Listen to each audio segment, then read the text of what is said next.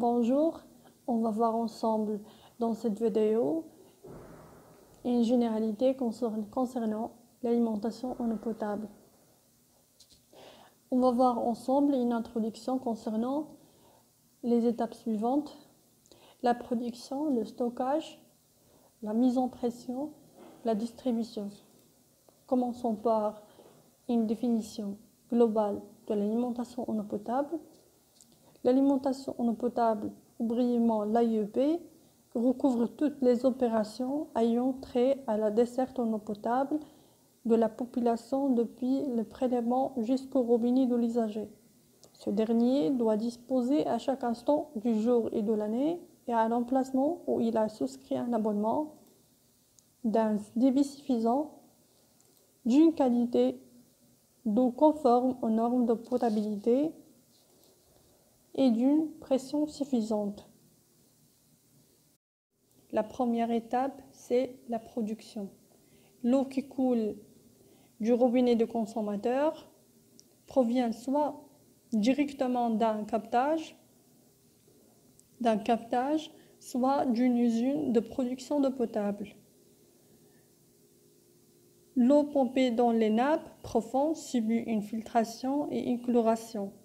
L'eau prélevée dans les rivières ou les lacs est toujours traitée en usine pour devenir potable.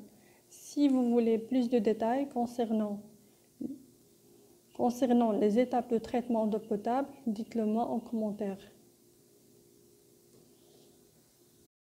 La deuxième étape, le transfert.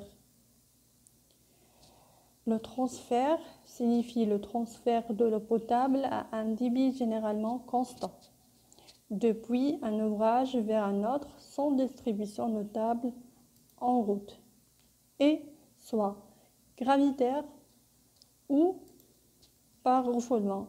Gravitaire, c'est-à-dire quand la cote de captage et de l'eau est largement supérieure à celle du stockage. Par refoulement, c'est-à-dire non gravitaire, et dans ce dernier cas, il faudra installer une station de pompage.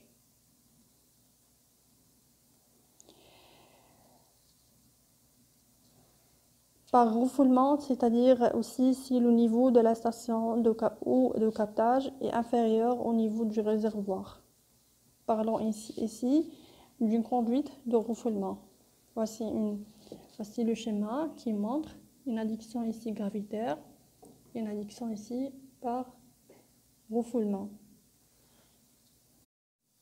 Troisièmement, en parlant de stockage.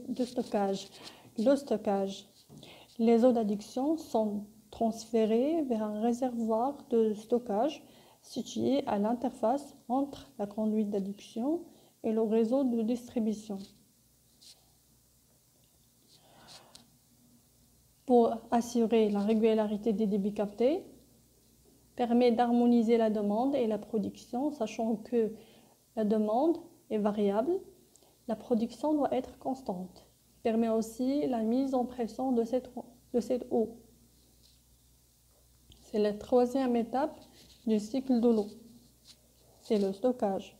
Si vous voulez une vidéo détaillée sur les types de réservoirs existants, n'hésitez pas à me le demander. Quatrièmement, la mise en pression. La mise en pression du réseau de distribution peut être assurée de deux manières, soit par un réservoir implanté à une cote suffisamment élevée, soit par un équipement de pompage refoulement directement dans le réseau. Le refoulement, en parlant aussi le niveau de la station, comme on a déjà dit, est inférieur au niveau des réservoirs. Cinquièmement, la distribution. La distribution est assurée par un réseau de conduite de distribution véhiculant de l'eau potable et comportant des branchements des abonnés. Un branchement égale un collier de prise plus un robinet vanne plus une conduite de branchement plus un compteur. Ce réseau de distribution peut être ramifié, maillé, comme il peut être les deux à la fois, et sans oublier le cas des réseaux en état.